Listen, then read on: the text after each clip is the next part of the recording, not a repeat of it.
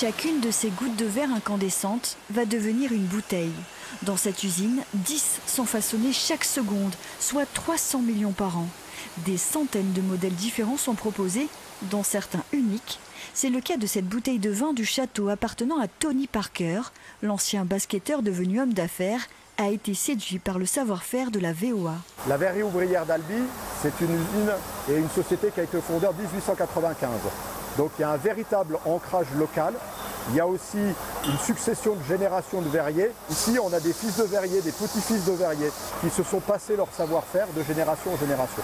1 an de travail dans ce bureau d'études a été nécessaire pour concevoir techniquement cette luxueuse bouteille. Ça a été un très joli challenge que nous avons relevé et qui a permis aussi de pouvoir réaliser cette bouteille qui, comme vous pouvez le voir, est une bouteille qui passe sa forme, sa profondeur, sa complexité au niveau des formes et structurellement très bien réalisée.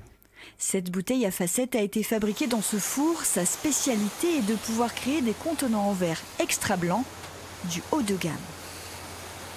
On va jouer avec des effets de matière, en jouant sur les épaisseurs aussi également, mais c'est le moule qui va définir la forme et la peau de verre et lui donner une certaine brillance. La magie du verre, c'est qu'en fait, on s'aperçoit qu'en quelques dizaines de secondes, on passe d'une goutte de verre qui est à 1200 degrés et on arrive à une bouteille qui est formée proche de 600 degrés et qui est stable et définitive.